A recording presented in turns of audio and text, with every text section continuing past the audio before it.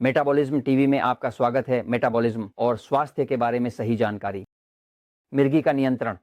जैसे मैं Frank Suarez हूं, मोटापे और मेटाबॉलिज्म का विशेषज्ञ, और आज मैं आपसे बात करना चाहता हूं कि मिर्गी की स्थिति को नियंत्रित करने के लिए क्या किया जा सकता है। विज्ञान साहित्य को देखते हुए और उन अनुभवों के साथ जो मैंने वर्षों में मोटापे, मधुमेह नियंत्रण और अन्य समस्याओं वाले हजारों लोगों के साथ काम करते हुए जमा किए हैं, तो अनिवार्य रूप से मिर्गी के मामलों का सामना करना पड़ता है। मिर्गी एक ऐसी स्थिति है, शरीर नियंत्रण खो देता है, तंत्रिका तंत्र असंतुलित हो जाता है और व्यक्ति अपने शरीर पर नियंत्रण खो देता है। मिर्गी के दौरे के बाद गिर सकता है, उसकी सिर में चोट लग सकती है। यानी ये एक ऐसी स्थिति है जहां व्यक्ति अपने शरीर को नियंत्रित नहीं कर सकता। मैं इसे समझाने एक पल बोर्ड पर जा रहा हूं, ध्यान दें। शब्द मिर्गी का संबंध अक्सर कंपन से है। ये तंत्रिका तंत्र के कंपन से संबंधित है। शरीर का तंत्रिका तंत्र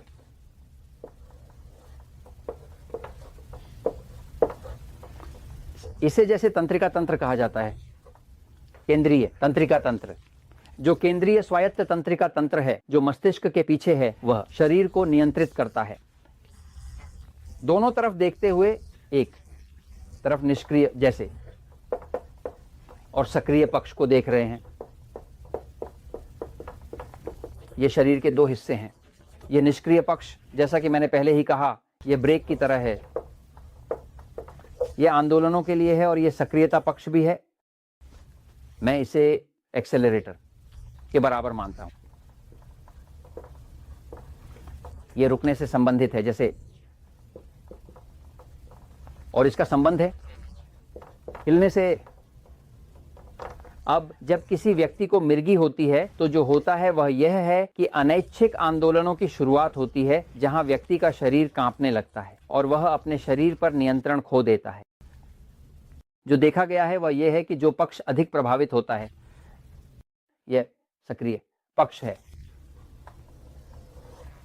अब दिलचस्प बात यह है कि एक आहार है जो पहले से ही खोजा गया है, जो मिर्गी के हमलों को नाटकीय रूप से नियंत्रित करता है, और यह एक ऐसा आहार है जो दिलचस्प रूप से कार्बोहाइड्रेट में कम है।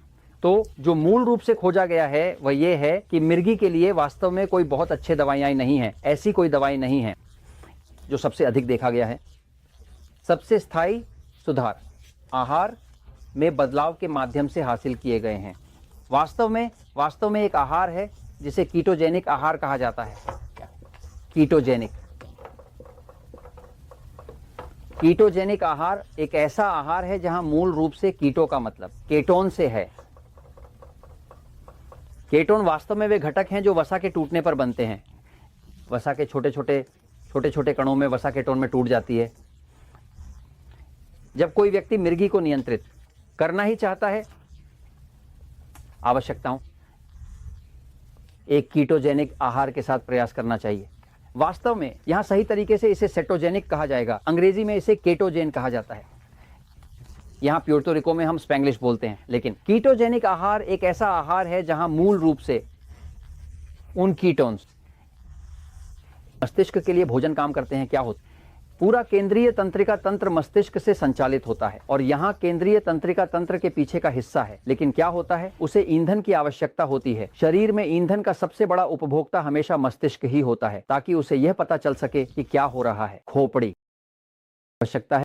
यह शरीर के कुल वजन का केवल 2% है, फिर भी यह शरीर में उपस्थित ऑक्सीजन का 25% से अधिक उपभोग कर लेता है।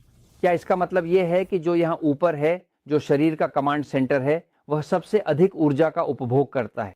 ये छोटा है लेकिन अधिक उपभोग करता है। क्या होता है कि मिर्गी की सारी समस्या हमेशा तंत्रिका तंत्र के भीतर एक समस्या से आती है, जो मस्तिष्क से संचालित होती है। क्या होता है, मस्तिष्क को चाहिए ईंधन।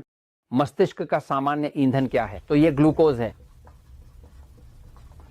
लेकिन किसी कारणवश मिर्गी में ऐसा होता है कि जितनी अधिक ग्लूकोज वाली डाइट होती है, मस्तिष्क के अंदर ग्लूकोज और इंसुलिन के प्रति अधिक प्रतिरोध दिखाई देता है, और जब यह अधिक होता है तो तंत्रिका तंत्र अधिक संकट में पड़ जाता है। तो क्या खोजा गया है? यह पाया गया है कि जब एक मिर्गी के मरीज को कीटो डाइट पर रखा जाता है, जो कि 1.8 के अनुपात में होती है वसा, में से एक तेल का और दूसरा मुख्य रूप से पौधों के प्रोटीन और कार्बोहाइड्रेट का होता है, जैसे और सभी परिष्कृत कार्बोहाइड्रेट जैसे कि ब्रेड, आटा, चावल आदि को हटा दिया जाता है। अब यह व्यक्ति खाने जा रहा है, तो अगर आप कीटो डाइट के एक प्लेट में आते हैं तो आप प्लेट को इस तरह से आधा करते हैं और प्लेट का आधा हिस्सा वहाँ जो कैलोरी का मान है वह होता है। क्या यह वसा या तेल होगा? थोड़ा अधिक वसा वाला, अधिक तेलीय, और दूसरी आधी हिस्से में प्रोटीन होगा और कार्बोहाइड्रेट। लेकिन इस मामले में हम सब्जियों और सलाद की सिफारिश कर रहे हैं, है ना? तो मूल रूप से जब आप 1:1 का अनुपात रखते हैं, मुख्य रूप से जो मुख्य ईंधन होगा वह वसा है और यह वसा बनाती है कीटो डाइट, जिसे केटोन कहा जाता है ना? हो रहा है कि केटोन मस्तिष्क की बाधा पार करने के लिए इंसुलिन की आवश्यकता नहीं होती। मस्तिष्क की बाधा ग्लूकोज को इंसुलिन की आवश्यकता होती है, लेकिन केटोन को नहीं। वे प्रसार के माध्यम से गुजरते हैं। प्रसार का मतलब है कि वे मस्तिष्क को ढकने वाले ऊतकों के माध्यम से छानकर मस्तिष्क और तंत्रिका तंत्र को पोषण देते हैं। इसलिए यह देखा गया है कि जो लोग मिर्गी को नियंत्रित करने के लिए कीटो डाइट करते हैं, वे कुछ मामलों में मिर्गी के दौरे को 60% तक कम कर सकते हैं। एक व्यक्ति को केवल एक अलग प्रकार के ईंधन में बदलाव करने से मिर्गी के दौरे में 60% की कमी हो सकती है। वे किस ईंधन का उपयोग करने जा रहे हैं? यह मुख्य रूप से वसा होने वाला है। कीटोजेनिक आहार यही है। आप इंटरनेट पर कीटो डाइट के बारे में अधिक जानकारी खोज सकते हैं, लेकिन एक स्थिति है। हर बार जब मैं किसी व्यक्ति से मिलता हूं जो मुझसे कहता है, देखिए मेरे बेटे को मिर्गी है, तो मैं कहता हूं कि उसे कीटो डाइट पर डालें। परिष्कृत कार्बोहाइड्रेट जैसे कि ब्रेड, आटा, ग्लूटेन, चावल, आलू, मिठाई, इन सभी चीजों से बचें। उन्हें अधिक वसा वाला खाना खाने के लिए कहें।